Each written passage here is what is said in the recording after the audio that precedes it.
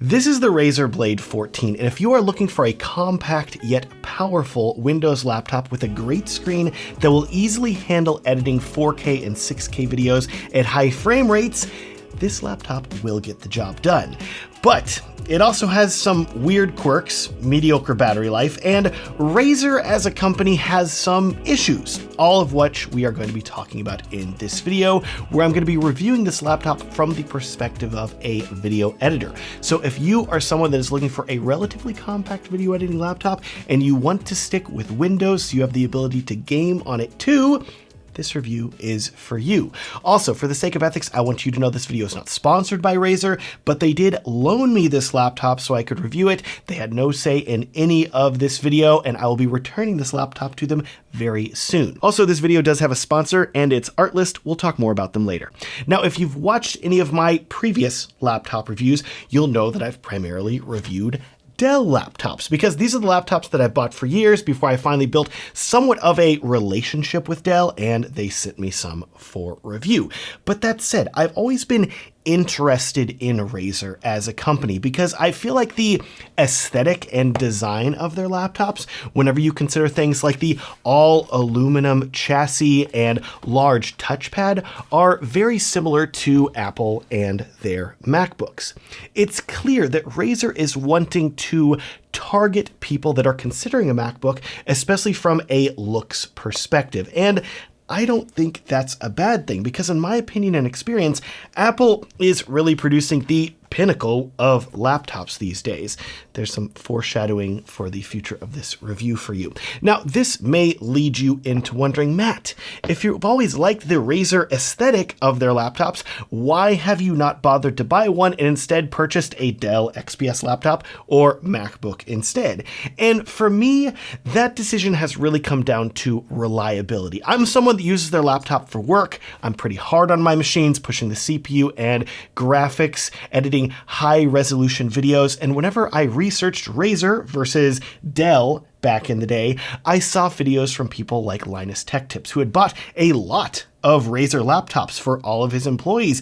And then he mentioned in a video that most of these laptops had died or had issues within the first year or two of buying them. That was terrifying to me. So at the time, I purchased a Dell laptop with a 4-year warranty. And while I do not agree with how Dell pushes their warranties so aggressively, whenever the battery did start to swell on that laptop 2 years after I purchased it, they did repair the laptop within 3 days. Literally, I sent it off to them on Friday. It was back to me fully repaired on Monday with no additional cost to me, which was impressive and appreciated. This reliability was also why I chose to purchase a MacBook Air earlier in 2025, the first Apple laptop that I have ever bought, because this laptop has 3 things going for it. First, Apple laptops are generally considered to be reliable. Second, there are a ton of Apple stores across the country, so if I had an issue even while I was traveling, I could probably get it fixed. And third, the MacBook Air is relatively affordable compared to any other laptops, and at $1,000 to replace it as a last resort, that cost isn't nearly as painful as having to pay $2,000 or $3,000 or more for a different laptop. Now, it has been quite a few years since I deeply researched Razer and their reliability. I know they offer a better extended warranty now that lasts up to 3 years for an extra $400, similar to Dell, but at the same time, I've also been hearing some more negative things from other YouTube creators like Gamers Nexus and Just Josh, and so it doesn't feel to me like this reliability issue has been fully fixed by Razer, either on like the warranty and hardware front or the software front. And again, whenever I was making this video, just like before when I was considering what laptop to buy for video editing, I find myself feeling wary of Razer. They have a higher hill to climb than other laptop companies for me to feel comfortable recommending them. And I realize that I am featuring Razer in this review, but my goal is to always be fully honest with you. And I have felt this cloud of doubt about Razer hanging over me for years now. And so whenever they reached out asking if I wanted to review this laptop, I almost said no, because I was like, I don't know if I trust this company. But that doesn't seem like a good service to you as someone who may be considering buying one of their laptops. And so I have the laptop right here, and I feel like I should tell you how good or bad it is for video editing. So, with the preface about the reliability of Razer as a brand out of the way, let me end this section of the review by saying that the choice of whether you buy a Razer laptop is really going to be up to you, but if I was going to be buying one, you better believe I would be purchasing the extended warranty to help make sure that I'm covered in the event that something does break. Anyways, let's talk video editing with the Razer Blade 14. Starting with the overall user experience of this laptop, as I said earlier, it's an aluminum unibody design that feels solid and well put together, with the bottom and back having a ton, and I mean a ton, of ventilation, which is always a good thing. And as far as ports go, you get 2 USB-A ports, one on each side, 2 USB 4 Type-C ports, one on each side, an HDMI port, and then back on the left side, a proprietary power connection, which connects to a rather beefy power brick, which is really not, considering how powerful the graphics card is inside of this device. But I will say, the most confusing of all ports on this computer, especially for photographers and filmmakers, is this little guy right here. Yes, there is a memory card port on the side of this laptop, but it is a micro SD slot. Really? Micro SD? Yeah, that's a bummer. I've seen Dell as well as other computer manufacturers offering a micro SD slot as well, and I'm really confused by it because the vast majority of cameras are still using full-size SD card slots. And unless you're always filming with a drone or copying a lot of audio files, a micro SD card is pretty useless. And I realize it may save a bit of space, but it feels like a huge miss for professional workflows with this laptop. Speaking of professionalism, this laptop definitely has a gamery vibe out of the box. You have the light up snake logo on the back, and one feature that Razer is known very well for is something called Razer Chroma. This company loves RGB lighting, and by default, the keyboard is going to be cycling through these rainbow colors whenever you use it, which can look cool initially, but if you are not using this laptop in a gamer sense and are wanting to use it more for professional video editing, the rainbow colors can be really distracting. Thankfully, they can be disabled, which I highly recommend doing. Just hold down the function key and press F10 a lot, and they will then dim away to nothing. Now, as far as the keyboard goes, it has a really nice soft touch feel to it that I really enjoyed typing on. The keys are good size with good spacing. My only complaint about this keyboard is that there's only one control key on it, because Microsoft is so insistent on cramming their Copilot AI into all newer laptops that run Windows that Razer skipped out on adding a right control key. You have Alt, and then you have the Copilot key, which opens up the Copilot AI assistant. And that's really annoying because I use the right control key for a lot of button presses when video editing, like zooming in and out on the timeline in DaVinci Resolve. I usually am Control plus or minus. Well, suddenly I'm opening up Copilot repeatedly, and that sucks. Please just leave me alone, Copilot. You're very annoying. Do you want to know what else is annoying? The trackpad. Yes, really, it's big, it's beautiful to look at. You look like you got a lot of real estate here to move around and click on. Well, here's the issue. The actual clicking experience is one of the worst that I've had in years with a laptop. Maybe it's because all the other laptops that I've used for many years now have all moved to a single click haptic trackpad, but the Razer Blade trackpad feels like a big step backwards. Let me explain. It kind of feels like there's a trackpad on top of a trackpad with this laptop. You can lightly press on the trackpad to click down on the first trackpad, which will give you no feedback other than you feel your fingers slightly pressing against something, or you can press all the way down on the trackpad, which will then make it click like a normal trackpad. As far as I can tell, this isn't a haptic trackpad. It's actually clicking up and down whenever you press it, which means that just like with older trackpads, the bottom left of the trackpad is relatively easy to press down on. And then if you want to right click, you can either right click down in the very bottom right once, or you can lightly press with 2 fingers, and that will sometimes right click also. None of this is really a deal breaker. I think you could get used to this trackpad, but considering how good the trackpads are on MacBooks and even Dell laptops now, it feels like stepping into the past with the Razer Blade using a trackpad like this. Back to positives now though, the screen is quite nice on this laptop. It's 2880 by 1800 pixel OLED display with a 120 Hz refresh rate. It is clearly made for gorgeous gaming, but thankfully Razer also says that it is CalMan verified and it is quite color accurate in my testing, covering 100% of the Rec 709 and 99% of the DCI-P3 color space. I think you're gonna have a great experience color grading videos with this screen.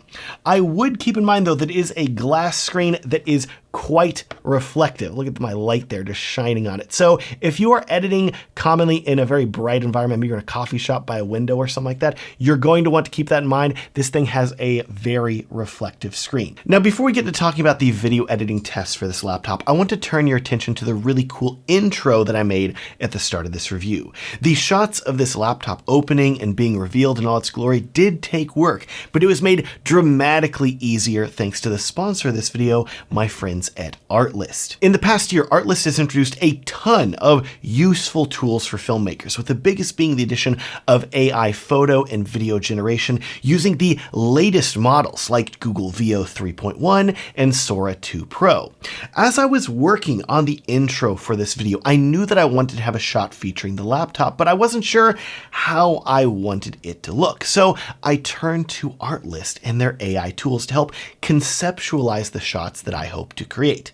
Testing and prototyping these ideas was as easy as going to Artlist, selecting text to video, and experimenting with different prompts and camera angle ideas, using the AI to help me imagine how the shot could look. I tried using the latest model from Google, Veo 3.1, which helped me refine the angles that I wanted to film at. Then I switched over to the incredibly powerful Sora 2 Pro from OpenAI for even more advanced and interesting shots. Coming up with all these shots only took minutes instead of hours of real-world filming, and once I had the concepts for these shots down and feeling very inspired by the ideas the AI gave me, I was then able to recreate my favorite shots using the laptop in the final video. And I have to say, I'm extremely happy with how this video turned out and the ease at which I was able to create this video thanks to these tools from Artlist. If you want to have Artlist and all of their AI tools help you with prototyping your next video idea, you can sign up at my link in the video description, and when you sign up using that link, you will get 2 extra months free added onto your subscription. Plus, for a limited time only, you can get 40% off an annual AI plan or 20% off the Max Pro annual plan, and those 2 months free with Artlist holiday sale. You get access to all the latest leading AI models for video, image, and voiceover generation the instant they are released, and it is the perfect time to sign up. Now, let's get on to the video editing test. Just like with all Windows computers, I want you to be aware that the Razer Blade will perform faster whenever it is plugged into power versus whenever it is running on battery. And I've done all of these tests on this laptop twice, once plugged in and again on battery, to try to give you as accurate of a representation of the experience that you will have on this laptop as possible. Opening up DaVinci Resolve and editing a video, playing back video clips that are in a mix of 4K and 6K resolution, making cuts, adding effects, color grading, etc. While plugged in, it is buttery smooth. This laptop has an AMD Ryzen AI 9 365 processor, an RTX 5070, and 32 gigabytes of RAM, and it handles everything quite easily. That is, as long as it is plugged in. Just like with all other Windows laptops that I've ever used though, once you unplug it, this is where it starts to struggle more. Even changing the settings in Windows where you tell the laptop you can use the maximum CPU and GPU power, it is still noticeably slower when scrubbing through clips in DaVinci Resolve while on battery power, with some clips taking a few seconds to load while they loaded virtually instantly while it was plugged in. As far as battery life goes, Razer claims up to 11 hours of battery life. All day battery! But you and I know that is most likely with perfectly optimal conditions with the screen at medium brightness while you edit a Microsoft Word document. The battery life goes out the window whenever it comes to video editing, where you're putting a lot more strain on the computer and its battery, requiring it to perform at a very high level while playing back multiple high-resolution video clips. Whenever the battery was full, Windows was telling me, hey, we're fine. I'm going to last for a little under 7 hours. But let me tell you, once you start editing a video, you get that software open, this battery is going to drain so much faster. I literally just started playing back a video in DaVinci Resolve for 7 minutes, and the battery life indicator went from telling me it had 6 hours and 45 minutes of battery life remaining down to 2 hours and 21 minutes. By my estimate, you're looking at approximately 2 to 2.5, maybe 3 hours of battery life before this thing dies. The main thing that I would keep in mind in regards to battery life is that compared to my Dell Precision laptop, which lasts 3 to 4 hours whenever you're video editing and has a larger battery at 99 watt hours versus the Razer Blade at 72 watt hours, it's not a surprise that this smaller Razer laptop would have a shorter battery life. Regardless though, once you throw in something like the MacBook Air into the mix, not only can this tiny laptop still edit 4K and 6K video just as smoothly as the Razer Blade can while it's plugged in, it will also last a dramatically longer time before the battery dies. We are talking 5 to 7 times longer battery life with the MacBook Air. It's a lot of multiplication. So whenever you combine this slower performance on battery power with the reduced battery life, it's hard for me to recommend this laptop as a good option if you want to edit videos fully unplugged while on battery power. You can do it, but you can only do it for a couple hours. But as long as you're okay with plugging in your laptop. If you're someone that commonly travels and edits videos in a hotel room or something like that, in that case, I think this laptop would serve you very well because it is quite fast while plugged into an outlet. In addition, related to power and overall usage experience of this laptop, I'm very happy to tell you that the fans are pretty quiet overall. With my Dell laptops, they always had a bit of a higher pitched sound to them that was annoying. And if we go over here, you're probably wondering what this laptop has been this entire time. This is my old Asus laptop from 2013, the Gaming Beast, 17 inches. Look. It has a Blu-ray drive. That's how you know it's good. This thing, look how big the intakes are. It looks like a stealth fighter jet. This thing sounded like it was taking off into orbit whenever I was rendering a video, but kept it cool. Pretty great. Yeah, we've come down in size quite a little bit, haven't we? But my main point here is that fan noise for the Razer, pretty darn enjoyable, better than the Dell, way better than the Asus, not beating the MacBook Air though, which doesn't have a fan. So like I said, even when rendering a video, the Razer fans stay relatively quiet, and I think the Razer did a great job with the cooling of this laptop. Now, I know I just mentioned video rendering, so let's dive into talking about exporting video with the Razer Blade 14, because this is one of the more objective tests that you can do when testing video editing performance. Loading up a video project in DaVinci Resolve that was 10 minutes long and full of a mix of 4K and 6K video clips at a variety of frame rates and resolutions, 24 FPS, 60 FPS, etc. I'm happy to tell you that the Razer Blade was able to export this video project in 4K in only 2 minutes and 57 seconds while plugged in. A very respectable time that I think the vast majority of video editors would be very happy with. Unfortunately though, the results are not quite as good whenever it comes to battery power, with the Blade taking 5 minutes and 48 seconds to render the exact same video with the exact same settings, the only difference being it isn't plugged in. And for context, the MacBook Air, just so we can compare here, rendered that same exact project on battery power in 4 minutes and 18 seconds, so keep that in mind. So here's my overall take for the Razer Blade 14 as a video editor. If you are looking for a compact yet powerful Windows laptop with a great screen that will easily handle editing 4K and 6K videos at higher frame rates, this laptop will get the job done. But whenever you consider that the trackpad is very funky, the keyboard is missing a right control key, the micro SD card slot is just confusing, and the battery life at 2 to 3 hours for video editing is less than ideal, it starts to get harder for me to recommend this laptop purely for video editing, and that is without considering the reliability and software support, etc. of Razer as a company that I talked about at the start of this video, which is, let's say, rough right now. While I have not tested this laptop for gaming, remember it does have an RTX 5070 inside. So if you are wanting something that you can game with while also edit videos, I think that does improve the value proposition of the Razer Blade 14. But let me tell you, this laptop currently costs $2,100 at the time of making this video, plus throw in another $250 to $400 for the extended warranty. And while I think that is competitive with some other PC laptops, Apple is still running circles around Windows when it comes to affordable laptops that are great at video editing with phenomenal battery life. And that has honestly made it very difficult for me to recommend a Windows laptop over a MacBook for quite a while now. And so whenever I look at the Razer Blade 14, next to even the entry-level laptop from Apple, the MacBook Air, which is half the price, I would choose the MacBook. I will link to my video editing laptop buyer's guide videos down in the video description if you want to check those out, as well as my edit videos like a pro guide that's going to show you some of the biggest tips that I have for video editors. That is all completely free for you. Thanks so much for watching. Please like this video if you enjoyed it, subscribe if you loved it, and have a great day.